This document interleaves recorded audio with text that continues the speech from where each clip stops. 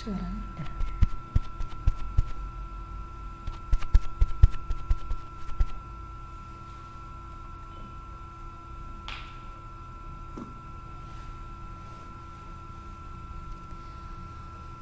Assalamualaikum warahmatullahi wabarakatuh. Innal hamdalillah nahmaduhu wa nasta'inuhu wa nastaghfiruh wa na'udzu billahi min shururi anfusina wa min sayyiati a'malina. May yahdihillahu fawal muhtadi wa may yudlil falan tajida lahu waliyyan mursyida. Asyhadu an la ilaha illallah wahdahu la syarikalah wa asyhadu anna Muhammadan abduhu wa rasuluh alladzi la nabiyya ba'dah. Subhanaka la ilma lana illa ma 'allamtana innaka antal alimul hakim. Wa manfa'na bima 'allamtana wa 'allimna ma yanfa'una wa zidna ilma. Amma ba'du. Alhamdulillahirabbil alamin. Segala puji bagi Allah yang telah memberikan nikmat iman, nikmat Islam, nikmat istiqomah kepada kita untuk bisa beribadah kepada Allah Subhanahu wa taala, wabil khusus di bulan suci Ramadan ini. Dan kita bersyukur kita sudah masuk di hari yang keempat. Mudah-mudahan diterima ibadah kita oleh Allah Subhanahu wa taala dan dimudahkan untuk kita menjalankan sisa-sisa hari-hari di Ramadan ini. Shalawat dan salam semoga senantiasa tercurahkan kepada Nabi kita Nabi Muhammad SAW, para keluarganya, para sahabat, dan kita semuanya mudah-mudahan tergolong orang-orang yang senantiasa istiqomah menjalankan syariat agama ini, sunnah-sunnah beliau, dan mudah-mudahan kita termasuk orang yang mendapatkan syafaatnya kelak di yaumul akhir. Pada kesempatan kajian online di siang hari ini, kita akan mendiskusikan tema tentang fikih puasa, dan kita akan menyampaikan tema tentang amalan dan adab puasa Ramadan. Jemaah yang dirahmati Allah, tentu Ramadan tahun ini berbeda dengan Ramadan sebelumnya. Ramadan tahun ini dengan wabah penyakit virus yang ada ini, kita lebih banyak di rumah, termasuk sholat tarawih yang biasanya kita lakukan berjamaah di masjid atau di musola, tapi dalam rangka pencegahan virus yang ada di masyarakat, umumnya masyarakat kita menjalankan sholat tarawih di rumah masing-masing. Demikian pula bisa jadi kegiatan-kegiatan kajian, thalabul ilmi di masjid, untuk beriktikaf termasuk di masjid, bisa jadi tahun ini tidak kita lakukan, dan tentu semuanya di dalam rangka untuk mencegah penyebaran virus ini. Akan tetapi keterbatasan kita untuk menuju masjid selama bulan suci Ramadan bukan berarti kemudian amalan-amalan puasa Ramadan kita terkurangi, atau bisa jadi, atau tambah mungkin berkurang atau tidak kita lakukan sama sekali. Untuk itulah bahwa kalau kita mendalami tentang amalan dan puasa Ramadan atau amalan serta adab di puasa Ramadan ini, Maka meskipun dalam kondisi kita ada di rumah, dalam kondisi kita tidak kemana-mana, dengan memahami ilmu dan ketentuan yang ada, insya Allah kita bisa lebih memaksimalkan ibadah puasa Ramadan kita. Untuk itulah melalui pembahasan ini, mudah-mudahan kita semakin mengetahui bahwa peluang beribadah kita di bulan Ramadan, terutama dalam kondisi wabah seperti ini, meskipun tadi kita tidak dalam kondisi di masjid atau dalam kondisi banyak melakukan aktivitas di luar, tapi insya Allah ini tetap berpeluang untuk kita mendapatkan pahala besar di sisi Allah Subhanahu wa Ta'ala. Untuk itulah kita akan menyampaikan tentang amalan-amalan apa yang bisa kita maksimalkan, serta apa yang menjadi ketentuannya, adab-adabnya, sehingga amalan ini menjadi besar nilainya di sisi Allah Subhanahu wa Ta'ala.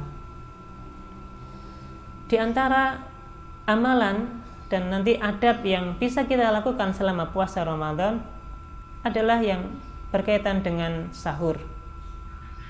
Tentu secara pemahaman kata sahur, ya, kata sahur di dalam bahasa Arab yang pertama menggunakan harokat fathah pada huruf sin sehingga dibaca sahur. Kalau kita lafadzkan sahur, ini maknanya adalah hidangannya, makanannya. Adapun aktivitas yang kita lakukan, ya, makna di dalam bahasa Arab menggunakan harokat dhammah sehingga menjadi suhur. Suhur berarti aktivitas kita makan, aktivitas kita minum. Dalam kondisi kita sedang melakukan aktivitas sahur, itu dalam bahasa Arab kemudian dikenal dengan istilah suhur. Sehingga sebenarnya ketika kita makan sahur, istilah yang lebih tepat adalah menggunakan istilah suhur. Dikatakan sahur karena aktivitas atau pekerjaan atau amalan ini dilakukan di waktu sahar. Kapan waktu sahar? Waktu sahar adalah waktu akhir sebelum datangnya waktu siang atau waktu pagi. Maka ada yang mengatakan waktu sahar adalah waktu akhir dari sepertiga malam yang terakhir. Untuk itulah aktivitas kita makan, ya, minum untuk mempersiapkan diri sebelum datangnya terbit fajar untuk berpuasa. Apa yang kita lakukan ini disebut dengan istilah sahur. Maka makan sahur sebagaimana yang Nabi Shallallahu Alaihi Wasallam sampaikan, tasahharu fa inna fis sahuri barakah. Makan sahurlah kalian karena di dalam makan sahur ada keberkahan. Para ulama berpendapat bahwa hadis ini menunjukkan makan sahur hukumnya adalah sunnah. Sehingga kalau misalnya seseorang berpuasa Ramadan, kemudian dia tidak makan sahur, tentu selama ada niat dalam dirinya di malam hari untuk berpuasa, maka tetap sah ibadah puasa yang dikerjakan di siang harinya. Akan tetapi bagi seseorang yang mengawali puasanya dengan makan sahur, maka ini jauh lebih afdal. Dia menjalankan sunnah Nabi Shallallahu Alaihi Wasallam dengan makan sahur. Bahkan Nabi Shallallahu Alaihi Wasallam menyebutkan bahwasanya ketika kita makan sahur, ini ada keberkahan bagi orang yang menjalaninya. Tentu kata berkah inilah yang kita cari dalam hidup kita, termasuk dalam kondisi kita berpuasa. Nabi Shallallahu Alaihi Wasallam menyebutkan ketika kita makan sahur ini ada keberkahan. Di antara makna berkah sebagaimana dalam hadis tersebut, makna berkah di antaranya adalah bahwa dengan makan sahur kita akan semakin kuat untuk menjalankan ibadah puasa. Meskipun tentu sekenyang apapun atau sebanyak apapun sahur yang kita lakukan, tetap yang namanya puasa tetap akan merasakan lapar, merasakan haus. Tetapi bagi orang yang mengawali puasa Ramadan dengan makan sahur, insya Allah dia akan lebih memiliki kekuatan jiwa, kekuatan fisik untuk menghadapi puasa di siang harinya. Berbeda tentunya dengan orang yang tidak makan sahur. Dia akan berpuasa dengan jumlah atau dalam waktu yang lebih panjang dibandingkan dengan yang orang yang makan sahur. Untuk itulah Nabi Shallallahu Alaihi Wasallam menyebut orang yang makan sahur dia mendapatkan keberkahan di sisi Allah Subhanahu Wa Taala. Kemudian tentang makan sahur ini Nabi Shallallahu Alaihi Wasallam menyebut dalam hadis yang lain sebagai al-ghada al-mubarak. Nabi menyampaikan dalam satu riwayat hadis yang disampaikan dalam hadis dari Al-Miqdam Ibnu Ma'di Karib, anin Nabi Shallallahu Alaihi Wasallam qala alaikum bihadas sahur fa innahu al-ghada al-mubarak. Hendaklah kalian makan sahur karena di dalam makan sahur, karena makan sahur adalah al-ghada al-mubarak, adalah makanan yang diberkahi. Sehingga ini menjadi satu adab dalam kita berpuasa. Sekuat apapun visi kita, tentu kita bangun sebelum datang waktu subuh untuk makan sahur, dan ini menjadi satu kemuliaan, satu keistimewaan bagi kita yang menjalankannya. Yang kedua, bahwa ketika kita makan sahur, hakikatnya kita menyelisihi orang-orang ahli kitab di dalam menjalankan ibadah puasa. Sebagaimana yang Nabi sampaikan dalam satu riwayat hadis yang kurang lebih maknanya bahwa perbedaan puasa kita dengan puasanya ahli kitab adalah makan sahur. Sampai segitunya Nabi Shallallahu Alaihi Wasallam mengajarkan kepada kita untuk menyelisihi ahli kitab, menyelisihi orang-orang Yahudi, orang-orang Nasrani. Untuk dalam masalah ibadah kita diminta untuk menyelisihi orang-orang ahli kitab. Puasanya orang-orang Yahudi, orang-orang Nasrani tentu tidak menggunakan sahur. Maka supaya puasa kita berbeda dengan ahli kitab, Nabi Shallallahu Alaihi Wasallam menganjurkan kita untuk makan sahur. Dan hikmahnya bahwa ketika dalam masalah sahur saja kita diminta untuk menyelisih ahli kitab, maka dalam masalah-masalah yang besar yang lain, masalah-masalah keseharian yang lain, masalah pakaian, masalah gaya hidup, dan masalah yang lain atau hal-hal yang lain dalam kehidupan kita, maka kita juga dianjurkan, bahkan diperintahkan untuk menyelisih ahli kitab. Bagaimana tidak, dalam kondisi sholat, setiap kita membaca surat Al-Fatihah, kita selalu memohon kepada Allah Subhanahu Wa Taala supaya tidak digolongkan termasuk orang yang al-maghdub dan orang yang ad-dhalin. Siapa orang yang al-maghdub? Orang yang dimurkai adalah orang-orang Yahudi. Ad-dhalin, siapa mereka ad-dhalin? Adalah orang-orang Nasrani. Untuk itu setiap waktu, setiap saat, setiap kita membaca surat Al-Fatihah, selalu kita memohon kepada Allah Subhanahu Wa Taala supaya bedakan, supaya tidak digolongkan dengan ahli kitab. Maka dalam masalah sahur ini, supaya kita tidak sama dengan mereka, kita diperintahkan untuk menyelisih mereka dan kita makan sahur. Untuk itulah tentu menjadi satu hal yang kebaikan luar biasa kalau kita mengawali puasa kita dengan makan sahur. Demikian pula syariat sahur ini menjadi satu syariat yang membuktikan bahwa Islam adalah agama yang mudah. Islam adalah agama yang tidak memberatkan bagi pemeluknya. Di dalam penjelasan tentang perintah makan sahur, sebagaimana yang Allah Subhanahu Wa Taala sampaikan di dalam surat Al-Baqarah, Kulu washrabu hatta yatabayyana lakumul khaytul abyad minal khaytil aswadi minal fajr. Makanlah dan minumlah olehmu semuanya sampai jelas batasan benang min khaytil aswad min khaytil adwad minal aswad, dari batasan benang hitam dan benang putih. Maknanya bahwa makan sahur yang ada dalam ayat tersebut tentu menjadi perintah di dalam Al-Quran ketika kita menjalankan ibadah puasa. Dan kalau nanti kita mempelajari tentang asbabun nuzul, kenapa kemudian ayat berkaitan dengan sahur ini kemudian disyariatkan atau diturunkan, tentu dulu kaum muslimin ketika berpuasa Ramadan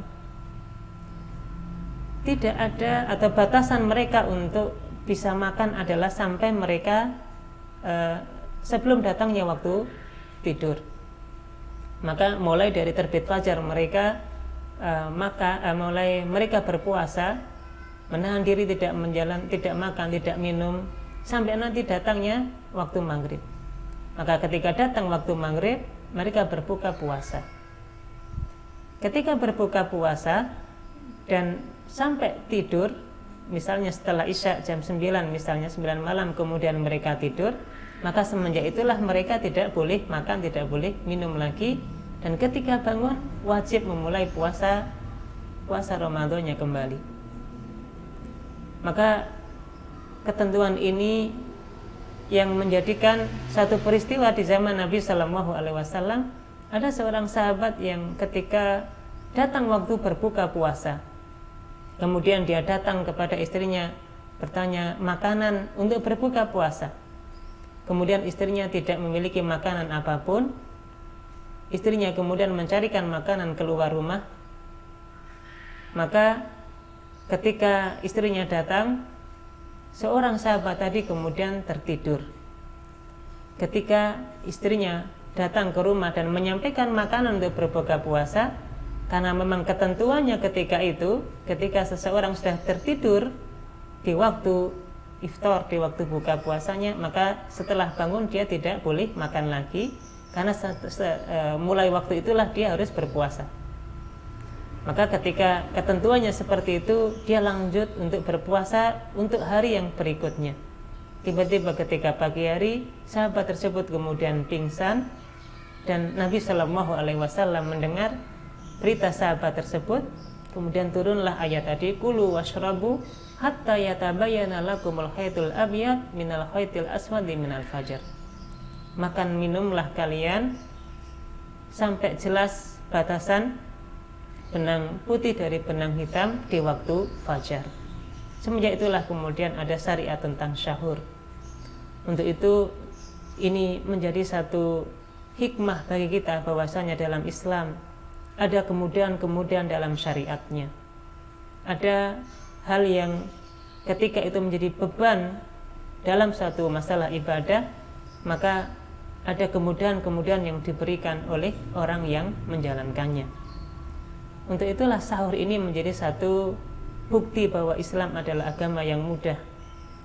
Coba kita misalnya bisa bayangkan hari ini dalam kondisi panas seperti ini, ketika kita berpuasa Ramadan, kemudian syariat sahur itu masih kayak yang dulu, ketika malam hari dan kita sudah tertidur, maka ketika kita bangun, mulai itulah kemudian kita berpuasa kembali, maka ini tentu memberatkan bagi umat manusia secara umum.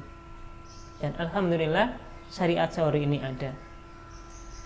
Untuk itulah sekali lagi sahur ini menjadi ibadah yang tentu tidak hanya makan dan minum, tapi menjadi ketentuan yang menjadi keutamaan bagi orang yang menjalankannya. Kemudian meskipun ini hukumnya sunnah, para ulama sepakat bahwa puasa atau sahur ini adalah hukumnya sunnah, tetapi kalau kita menjalankannya insya Allah ada keberkahan, ada kebaikan bagi kita yang menjalankannya. Demikian pula kenapa kemudian kita dianjurkan untuk makan sahur, sebagaimana yang disampaikan dalam hadis Abu Sa'id Al-Khudri, bahwasanya hadis ini menyampaikan an Abi Sa'id Al-Khudri radhiyallahu anhu, dari Abu Sa'id Al-Khudri radhiyallahu anhu, as-sahuru barakah, bahwasanya sahur adalah berkah. Fala tad'uhu, jangan engkau tinggalkan sahur. Untuk itu ya, sekali lagi ini adab bagi kita, dan ini amalan luar biasa ketika kita berpuasa adalah kita untuk makan sahur. Jangan tinggalkan sahur, meskipun hanya dengan satu teguk air saja. fa innallaha wa malaikatahu yusholluna 'alal mutasakhirin. Karena hakikatnya, karena sesungguhnya Allah dan para malaikat-malaikatnya yusholluna 'alal mutasakhirin. Semuanya Allah Subhanahu wa taala dan para malaikat-malaikatnya akan mendoakan kebaikan untuk orang-orang yang makan sahur. Meskipun hanya dengan 1 teguk air saja. Untuk itulah kalau kemudian misalnya kita dalam kondisi bangun dan kesiangan, sudah mendekati waktu subuh, maka tetap kita bisa menjalankan sahur. Dan sahur meskipun hanya dengan minum 1 teguk air saja, insya Allah sudah dikatakan kita menjalankan ibadah sahur. Kemudian kapan kita bisa menjalankan sahur? Tentu sebagaimana penjelasan dalam kitab Fikih Sunnah bahwasanya waktu sahur min muntasafil lail ila tulu'il fajar. Bahwasanya waktu sahur bisa dimulai dari tengah malam sampai nanti akhir di waktu sebelum datangnya fajar. Akan tetapi yang lebih dianjurkan, dan sekali lagi ini adabnya dalam kita sahur adalah takhirus sahur, mengakhirkan waktu sahur. Sehingga meskipun boleh kita makan sahur jam 12 malam, jam 1, ini boleh secara hukum. Akan tetapi yang lebih afdol, yang lebih utama untuk kita lakukan ketika sahur adalah mengakhirkannya. Inilah yang kita sebut tadi, inilah peluang ibadah, peluang pahala dengan menjalankan sunnah Nabi Sallallahu Alaihi Wasallam, yaitu mengakhirkan waktu sahur. Kemudian kalau kita hitung waktu sahur yang tadi afdolnya adalah di akhir waktu fajar atau di akhir waktu sebelum datang waktu subuh, kira-kira berapa lama waktu kita makan sahur sampai datangnya adzan subuh? Maka di dalam satu riwayat hadis yang disampaikan oleh Zaid bin Tsabit radhiyallahu anhu, beliau pernah menceritakan tasahharna ma'a Rasulillah sallallahu alaihi wasallam. Kami pernah makan sahur bersama Nabi Sallallahu Alaihi Wasallam. Dan ini mengisyaratkan dulu para sahabat kalau makan sahur bersama-sama. Zaid bin Tsabit menceritakan, sahabat Zaid bin Tsabit radhiyallahu anhu menceritakan, tasahharna ma Rasulullah sallallahu alaihi wasallam. Kami makan sahur bersama Nabi sallallahu alaihi wasallam. Sahur bersama. Maka kalau sedikit kita lihat ya, kebiasaan di masyarakat kita umumnya yang bersama berbukanya, maka ada iftar jama'i, berbuka puasa bersama. Tapi hadis ini menceritakan dulu para sahabat yang bersama adalah sahur. Meskipun kita tidak memungkiri, sah-sah saja, boleh-boleh saja kita buka bersama dengan orang lain, dengan keluarga. Tapi Zaid bin Tsabit menceritakan beliau makan sahur bersama Nabi Sallallahu Alaihi Wasallam dan para sahabat yang lain. Kemudian Zaid bin Tsabit menceritakan summa kumna ila sholah. Setelah makan sahur kami menjalankan sholat, tentu sholat subuh. Qultu, Zaid bin Tsabit bertanya kepada Nabi, kam kana miqdaru bainahuma ya Rasulullah, berapa jarak waktu antara kita makan sahur sampai kita menjalankan sholat subuh? Qala, kemudian Nabi Sallallahu Alaihi Wasallam menjawab, khamsina ayat, sekitar 50 ayat. Dan ini adalah ukuran ya, ketika kita sahur, jarak kita sahur sampai datangnya waktu subuh adalah kalau kita gunakan untuk membaca Al-Quran, kita bisa mendapatkan 50 ayat. Tentu ayatnya yang sedang, tidak terlalu ayat yang panjang atau tidak terlalu pendek. Maka kalau kita baca, kita bisa mendapatkan 50 ayat. Kurang lebihnya kalau kita hitung dengan hitungan menit, 10-15 menit sebelum datangnya waktu subuh, inilah waktu yang paling afdal untuk kita gunakan makan sahur. Dan hadis ini sekali lagi, ketika Nabi Shallallahu Alaihi Wasallam menyebutkan ukuran yang dijadikan acuan antara makan sahur sampai datangnya waktu adzan subuh dengan 50 ayat, menunjukkan betapa perhatian para sahabat dulu dengan waktunya luar biasa. perhatian terhadap waktu, jangan sampai ada yang sia-sia dari waktu itu, sampai setiap aktivitas waktunya itu dihitung untuk kebaikan-kebaikan. Maka ini isyarat Nabi Shallallahu Alaihi Wasallam dan para sahabatnya dalam kondisi menghitung waktu berapa jarak antara sahur sampai adzan, itu hitungannya adalah kebaikan. Hitungannya adalah mendapatkan 50 ayat kalau digunakan waktu itu untuk baca Al-Quran. Coba kalau kita kembali pada diri kita sendiri, kadang-kadang, dan bukan kadang-kadang, seringnya kita ini menggunakan ukuran-ukuran waktu kita dalam kondisi yang hal-hal yang tidak ada kaitannya dengan ibadah. Ya misalnya hanya sekitar 5 menit, hanya sekitar 10 menit, atau naudzubillah kadang-kadang ya kita menghitung waktu kita dalam kondisi ya kita sebutkan hal-hal yang sifatnya untuk maksiat. Tapi inilah semangatnya dulu para sahabat ya, bahkan menghitung waktu itu selalu hitungannya adalah kebaikan. Untuk itu waktu subuh, waktu sahur ini adabnya adalah kita akhirkan ya 10 sampai 15 menit sebelum datangnya waktu subuh ya, ini menjadi waktu yang sangat afdal untuk kita makan sahur. Meskipun hanya dengan seteguk air, insya Allah kalau niatnya makan sahur ada kebaikan-kebaikan dalam diri kita, dalam menyempurnakan pahala ibadah puasa kita. Demikian pula terkait dengan waktu sahur ini, batasannya tentu ketika adzan subuh. Ketika ada adzan subuh, maka ini menjadi batas akhir untuk kita melakukan makan sahur. Meskipun nanti ada penjelasan, ada satu riwayat hadis yang menceritakan Umar bin Khattab, sahabat Umar bin Khattab, ketika beliau makan sahur dan ketika mendengar adzan, beliau bertanya kepada Nabi, "Ya Rasulullah, apakah masih boleh makan?" Maka Rasulullah membolehkan, silakan engkau masih boleh makan sampai habis. Wallahu alam, ada yang kemudian menafsirkan hadis ini kalaulah benar secara periwayatannya, adzan yang ditanyakan oleh sahabat Umar bin Khattab ketika beliau sahur itu, ada yang mengatakan bukan adzan subuh, tapi bisa jadi adalah adzan awal. Adzan awal, sehingga kalau misalnya terjadi atau kita mendengar adzan awal dalam kondisi kita sedang memulai sahur, maka boleh-boleh saja karena belum datangnya waktu adzan subuh. Dan yang kedua, kalaulah kemudian kita masih dibolehkan untuk makan sahur meskipun datang adzan subuh, ini tentu akan bertentangan dengan ayat Al-Quran yang Allah Subhanahu wa taala sampaikan dalam ayat tadi, kulu washrabu hatta yatabayyana lakumul khaitul abyad minal khaitil aswadi minal fajar. Makan minumlah kalian sampai jelas batasan benang putih dari benang hitam di waktu fajar. Maknanya berarti waktu fajar menjadi waktu yang akhir kita untuk makan sahur.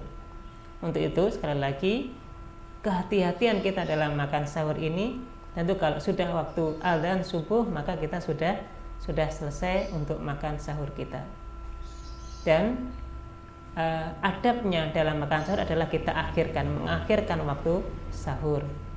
Jadi diakhirkan waktu sahurnya bukan berarti kemudian kita boleh melebihi batas yang ditentukan, yaitu adzan subuh. Kemudian ketika kita makan sahur, ada amalan lain yang bisa kita lakukan. Di dalam satu ayat Al-Quran, Allah Subhanahu wa taala menyebutkan tentang ciri-ciri orang yang bertakwa yang nanti akan dijanjikan surga oleh Allah Subhanahu wa taala. Di antara ciri orang yang masuk surga itu adalah kanu qalilan minal laili ma yahjaun. Adalah orang-orang yang malam harinya mereka sedikit sekali digunakan untuk tidur. Kemudian di antara ciri yang lain, wabil ashari hum yastaghfirun. Dan ketika waktu sahur mereka gunakan untuk beristighfar, memohon ampun kepada Allah Subhanahu wa taala. Inilah peluang ibadah yang lain di waktu sahur. Selain kita makan sahur dan kita umumnya tidak terlalu banyak waktu untuk makan. kalaulah tadi sunnahnya kita mengakhirkan waktu sahur, taruhlah misalnya kita punya waktu setengah jam untuk makan sahur, maka alangkah indahnya kalau kemudian kita bagi setengah jam ini dengan 2 aktivitas ibadah. Yang pertama 15 menit untuk sahur, untuk makan, untuk minum, kemudian untuk mungkin mengkonsumsi makanan yang lain, persiapan kita untuk puasa. 15 menit cukup untuk kita gunakan sahur, dan 15 menit berikutnya sebelum datang waktu subuh, inilah yang waktu yang bisa kita gunakan untuk mengamalkan ayat tadi, wabil asharihum yastaghfirun. Dan di waktu sahar, di waktu sahur mereka beristighfar, meminta ampun kepada Allah Subhanahu wa taala.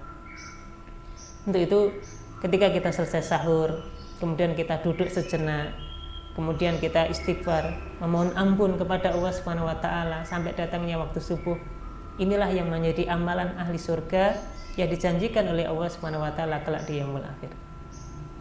Maka insya Allah ya, semakin banyak kebaikan yang kita bisa lakukan. Amalan ini juga bisa memberikan hikmah bagi kita supaya kita tidak tidur. Umumnya orang kalau sudah sahur, kekenyangan, ngantuk, tidur. Kalau habis sahur kemudian tidur, ini kadang-kadang lewat waktu subuhnya. Padahal ini juga rangkaian ibadah luar biasa. Subuh ini menjadi salah satu ibadah sholat yang disaksikan oleh para malaikat. Inna Qur'an al-fajri kana masyhuda. Sesungguhnya bacaan Quran di waktu subuh, bacaan Quran yang dibaca ketika kita jamaah subuh disaksikan oleh para malaikat. Tapi gara-gara biasanya ya, kalau kita sahur kemudian kita waktu itu gunakan untuk tidur setelah sahur, biasanya kemudian sholat subuhnya lewat. Sholat subuhnya jam 6, sholat subuhnya jam 6:30, bahkan matahari sudah terbit tinggi baru sholat. Ini biasanya dipakai untuk tidur. Nah, kita pakai istighfar, duduk untuk sambil beristighfar, minta ampun, dalam rangka juga menunggu datangnya waktu sholat subuh. Dan ketika kita istighfar ini juga pahala tersendiri, menunggu datangnya waktu sholat ini juga pahala tersendiri. Wabil khusus bagi keluarga dalam kondisi masyarakat yang sudah penyebaran wabah ini luar biasa, sholat jamaahnya di rumah ya, dengan ada udzur syar'i tentunya tadi, maka ini lebih bagus untuk kemudian dimanfaatkan waktunya seperti itu. Setelah sahur kemudian berkumpul bersama keluarganya, bersama anak, istrinya, kemudian istighfar, meminta ampun kepada Allah Subhanahu wa taala sambil menunggu datangnya waktu sholat subuh, kemudian sholat subuh berjamaah, dan insya Allah ini rangkaian ibadah yang luar biasa. Maka sekali lagi inilah peluang ibadah ya, adab sekaligus amalan yang kita bisa maksimalkan selama Ramadan dalam waktu yang insya Allah tidak lama, setengah jam saja menjelang waktu sholat subuh.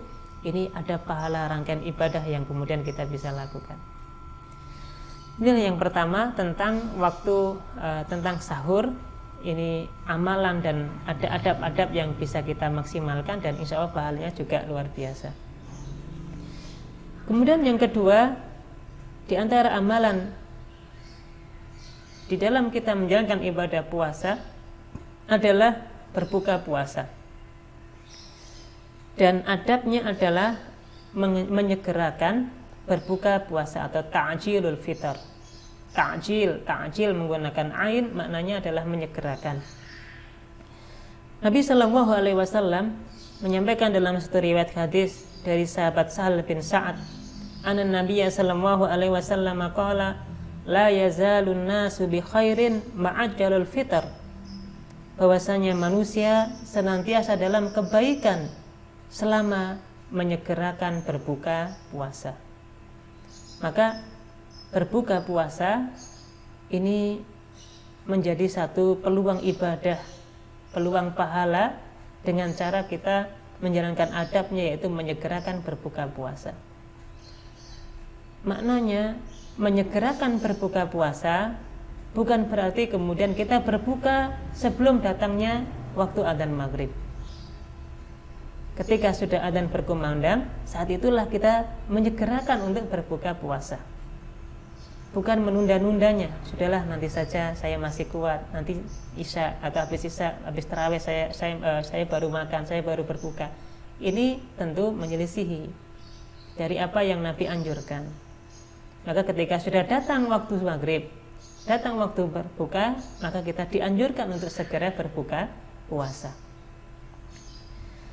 Kemudian di antara hal yang lain terkait dengan berbuka ini, inilah yang menjadi waktu yang sangat mustajab, waktu yang kemudian kalau kita gunakan untuk berdoa kepada Allah Subhanahu wa taala, insya Allah akan dikabulkan doa kita oleh Allah Subhanahu wa taala. Sebagaimana Nabi sampaikan, salah satu la turaddu da'watuhum, ada 3 golongan yang tidak akan ditolak doanya oleh Allah Subhanahu wa taala. As-shaimu hatta yuftir, orang yang berpuasa sampai beliau berbuka. Maka waktu berbuka menjadi waktu yang mustajab untuk kita banyak berdoa kepada Allah Subhanahu wa taala. Wal imam al-adil, yang kedua, golongan kedua yang doanya tidak ditolak oleh Allah Subhanahu wa taala adalah imam yang adil, pemimpin yang adil, pemimpin yang bijaksana, pemimpin yang mengayomi masyarakatnya, mengayomi rakyatnya. Inilah pemimpin yang kalau dia berdoa kepada Allah Subhanahu wa taala tidak ditolak. Kemudian wal mazlum, doanya orang yang dizalimi, ini juga tidak ditolak oleh Allah Subhanahu wa taala. Maka melalui dalil ini, waktu berbuka adalah waktu yang sebenarnya ditunggu oleh Allah Subhanahu wa taala dari seorang hamba. Apa kira-kira permohonannya kepada Allah setelah dia berbuka, setelah dia berpuasa 1 hari itu. Untuk itu, adab kita di dalam berbuka adalah memperbanyak doa ketika kita berbuka puasa. Di antara doa yang dianjurkan untuk kita baca, ada beberapa dalil tentang hal itu. Misalnya doa yang disampaikan dalam hadis riwayat Ibnu Majah dari Abdullah bin Amr bin As, anna Nabiyya sallallahu alaihi wasallam qala, bahwasanya Nabi sallallahu alaihi wasallam bersabda, inna lis-shaim inda fitrihi da'watun la turad, sesungguhnya bagi seorang yang berpuasa ketika datang waktu berbukanya ada doa yang tidak akan ditolak oleh Allah Subhanahu wa taala. Maka Nabi sallallahu alaihi wasallam menyampaikan waktu yang ditunggu sebenarnya untuk kemudian kita gunakan banyak berdoa adalah waktu ketika datangnya waktu berbuka puasa. Nabi sallallahu alaihi wasallam ketika menyampaikan sabdanya itu, wa kana Abdullah idza aftara yaqul, Abdullah bin Amr bin As yang meriwayatkan hadis ini, beliau kemudian berdoa ketika berbuka itu dengan menggunakan doa Allahumma inni as'aluka bi rahmatika allati wasi'at kulla syai' an taghfirli. Ini doa yang dibaca oleh Abdullah bin Amr bin As. Allahumma inni as'aluka, ya Allah sesungguhnya aku bermohon kepada engkau bi rahmatika allati wasi'at kulla syai', dengan rahmatmu yang meliputi semua atau segala sesuatunya, antaghfirli, semoga engkau mengampuni dosa-dosaku. Jadi inilah doa yang dibaca oleh Abdullah bin Amr bin As. Wa sabata annahu sallallahu alaihi wasallam yaqul, adapun doa yang dibaca oleh Nabi sallallahu alaihi wasallam ketika beliau berbuka puasa adalah dhahabat dhama'u wa batallatil uruqu wa sabatal ajru insyaallah. Nabi sallallahu alaihi wasallam membaca doa dhahabat dhama'u, telah hilang dahaga, wa batallatil uruq, dan tenggorokan sudah basah, wa sabatal ajru insyaallah, dan pahala telah ditetapkan oleh Allah Subhanahu wa taala insyaallah.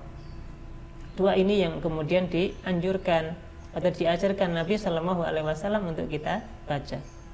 Sehingga sekali lagi, doa yang kalau kita nisbatkan kepada Nabi, doa yang kalau kita baca dan kita menyentuh Nabi sallallahu alaihi wasallam adalah doa berbuka puasa, dhahabat dhama'u wabtallatil uruqu wasabatal ajru insyaallah.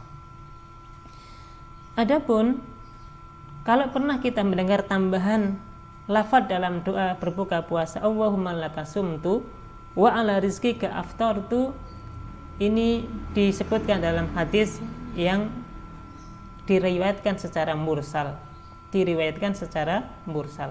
Untuk itu yang lebih tepat langsung kita memulainya dengan lafaz dhahabat dhama'u wabtallatil uruqu wasabatal ajru insyaallah. Cukup doa ini yang kemudian kita baca kalau kita ingin menyontoh lafaznya dari Nabi sallallahu alaihi wasallam.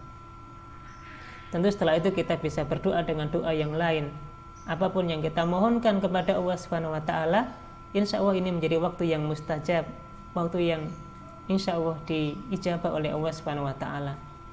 Wabil khusus dalam kondisi wabah seperti ini, tentu waktu ini menjadi waktu yang spesial bagi kita. Sekali lagi kita gunakan waktu itu untuk banyak berdoa. Mudah-mudahan wabah ini segera diangkat oleh Allah Subhanahu wa taala.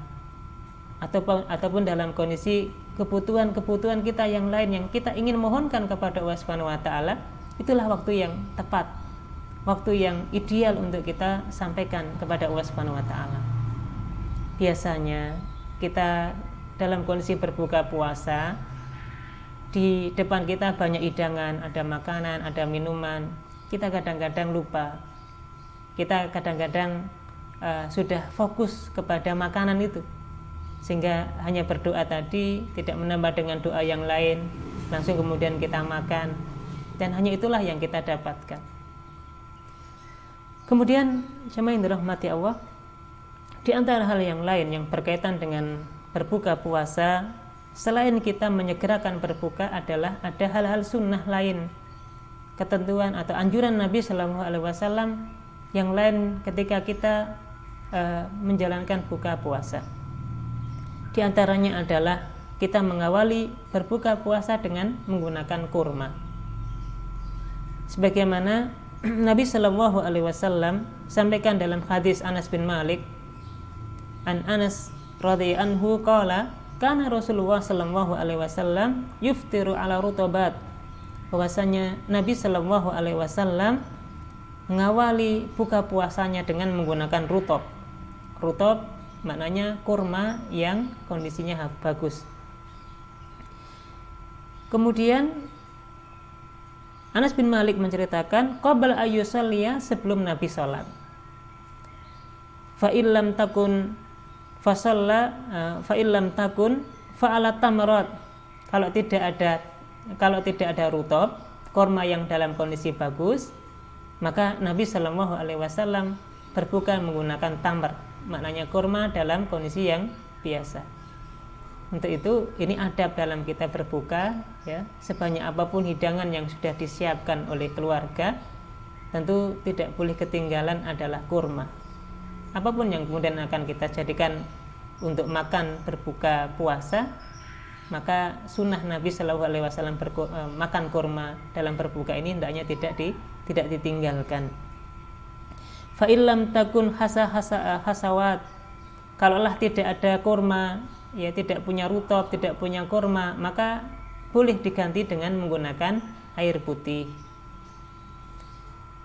Dan nanti Nabi Shallallahu Alaihi Wasallam menyebutkan kenapa menggunakan air putih, fa innal ma' tahurun, karena sesungguhnya air itu bisa kondisinya adalah suci. Maka ini yang menjadi penyempurna dalam kita berbuka puasa adalah kita berbuka dengan menggunakan kurma. Dan tentu dianjurkan dalam kondisi ganjil, ya, kurma dalam kita berbuka puasa, ya, menggunakan kurma dalam jumlah yang ganjil, bisa 3, bisa 5 dan seterusnya.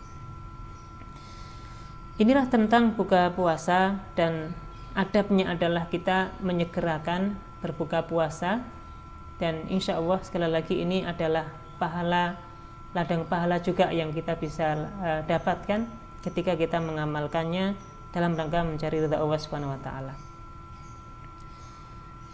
Yang ketiga, jamaah yang dirahmati Allah, di antara adab ketika kita berpuasa Ramadan adalah menahan diri dari semua yang bisa menjadikan pahala puasa kita sia-sia.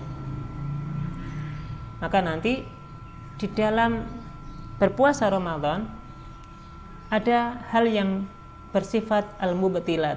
Al-mubtilat maknanya hal-hal yang bisa membatalkan ibadah puasa Ramadan kita. Tentu yang bisa membatalkan ibadah puasa misalnya makan, minum dengan sengaja, ya, termasuk misalnya berhubungan badan. Ini hal-hal yang bisa membatalkan puasa. Muntah dengan sengaja, ini juga termasuk bisa membatalkan ibadah puasa Ramadan. Maka ini disebut dengan al-mubtilat. Al-mubtilat, hal-hal yang bisa membatalkan ibadah puasa. Yang kedua, ada yang disebut dengan al-mufsidat. Al-mufsidat maknanya adalah hal-hal yang bisa merusak pahala ibadah puasa. Sehingga kalau kita ingin mendapatkan pahala yang maksimal ketika kita berpuasa, maka bukan hanya yang sifatnya mubtilat, bukan hanya yang sifatnya membatalkan puasa saja yang kita tinggalkan, tapi yang sifatnya mufsidat, yang sifatnya bisa merusak pahala, ini juga kita tinggalkan. Meskipun bisa jadi hal itu tidak sampai pada derajat haram, tapi kalau kita bisa meninggalkan hal itu, insya Allah pahala ibadah puasa kita lebih sempurna. Untuk itulah Nabi Shallallahu Alaihi Wasallam menyampaikan dalam satu riwayat hadis dari Abu Hurairah, anna Nabiya sallallahu alaihi wasallam qala, bahwasanya Nabi sallallahu alaihi wasallam bersabda, laisa siyam min aklil wasyarab, bahwasanya puasa bukan hanya sekedar dari makan dan minum, inna masyamu minal lagwi warrafas, tapi puasa itu hakikatnya adalah puasa dari al-lagwi, bentuk kesia-siaan, warrafas, dan termasuk ungkapan-ungkapan kotor, ungkapan-ungkapan yang tidak ada faedahnya. Maka inilah hakikat puasa.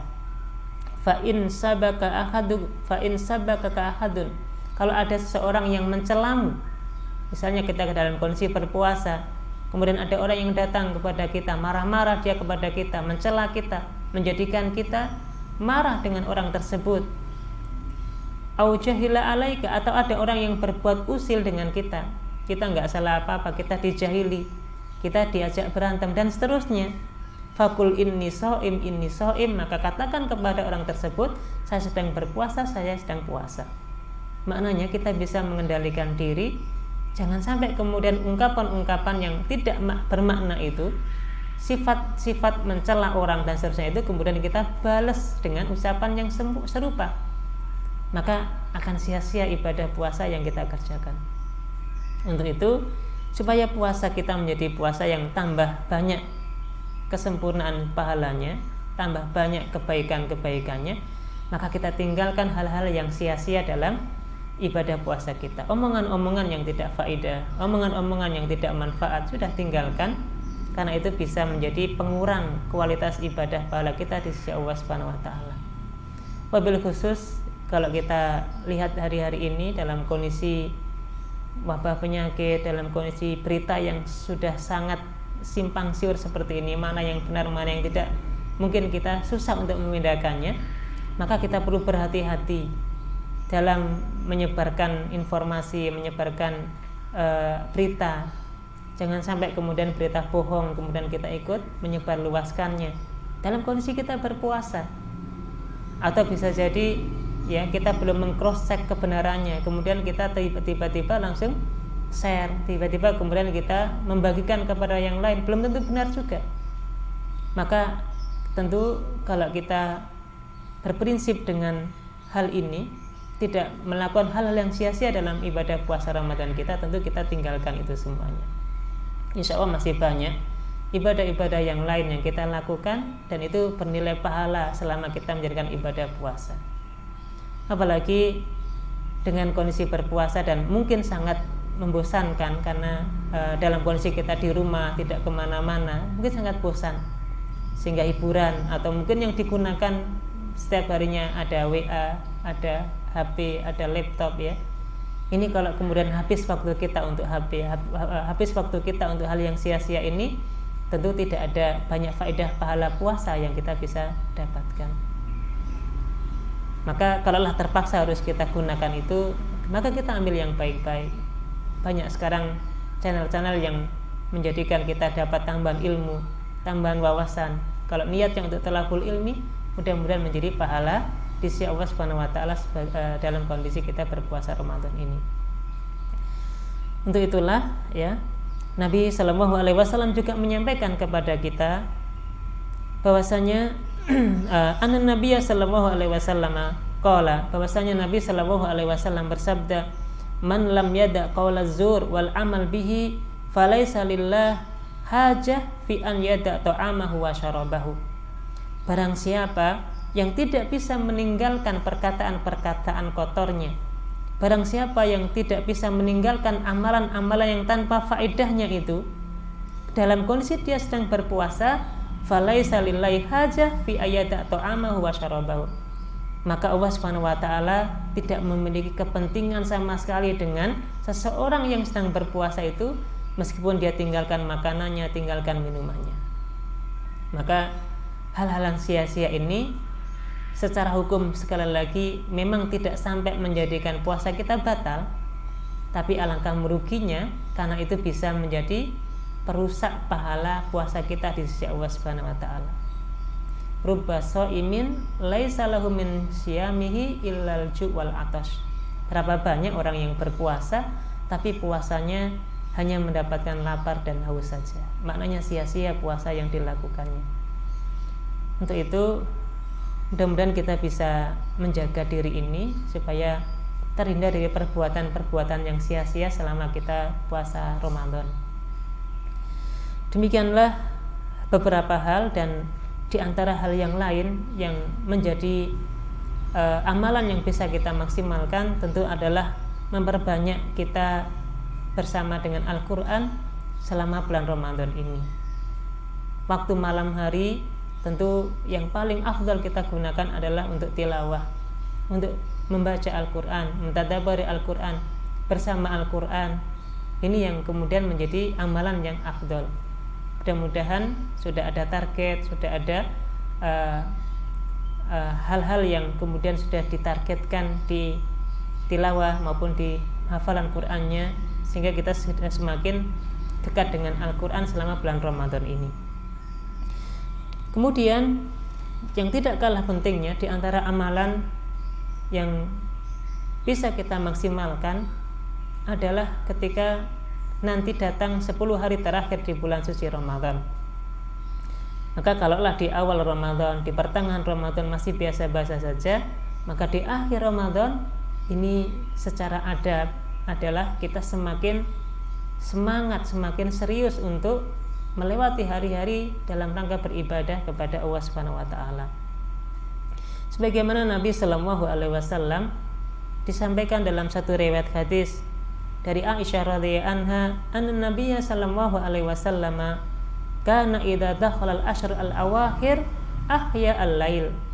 Aisyah radhiyallahu anha menceritakan Nabi Shallallahu alaihi wasallam kalau sudah masuk 10 hari terakhir bulan Ramadan, Nabi menghidupkan malam-malam beliau. Wa aiqadhu ahlahu, Nabi Shallallahu alaihi wasallam membangunkan keluarganya, membangunkan istrinya, membangunkan keluarganya. Wa syaddal mi'zar, Nabi Shallallahu alaihi wasallam mengencangkan ikat pinggang beliau. Nabi semakin bersungguh-sungguh untuk beribadah di 10 hari terakhir bulan suci Ramadan. Untuk itu, ini tentu butuh persiapan, butuh kesiapan fisik, butuh kesiapan niat, kesiapan tekad, ya. Sehingga semakin hari, semakin akhir Ramadan, tentu semakin semangat, semakin banyak ibadah yang kita kerjakan. Biasanya, ya, kalau niatnya kendor, niatnya tidak kuat, di awal-awal semangat menjalankan ibadah, di akhir biasanya kemudian semakin berkurang. Justru sebaliknya, orang yang kuat secara niat, orang yang secara ibadahnya kuat, sebaliknya di akhir Ramadan akan semakin banyak ibadah yang dilakukan kepada Allah Subhanahu wa taala.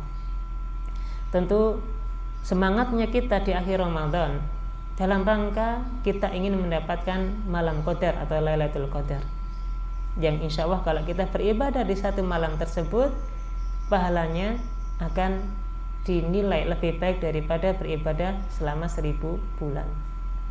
Maka kita butuh persiapan ilmu, butuh persiapan segalanya untuk menyongsong sisa Ramadan ini jauh lebih baik ya, dan mudah-mudahan dengan Ramadan tahun ini dengan berbagai macam keterbatasannya bisa lebih maksimal kita mengamalkannya. Kita amalkan yang ringan-ringan, yang simpel-simpel, tapi insya Allah nilai pahalanya di sisi Allah Subhanahu wa Ta'ala sangat besar insya Allah. Wa a'lam bishawab. Inilah beberapa hal yang bisa kita sampaikan terkait dengan amalan dan adab-adab selama Ramadan, dan mudah-mudahan puasa Ramadan ini menjadi ibadah yang diterima di sisi Allah Subhanahu wa Ta'ala. Ada pertanyaan mungkin yang sudah masuk? Baik, mungkin ini saja yang bisa disampaikan. Semoga manfaat. Subhanakallahumma wa bihamdika asyhadu an la ilaha illa anta astaghfiruka wa atubu ilaik. Assalamualaikum warahmatullahi wabarakatuh.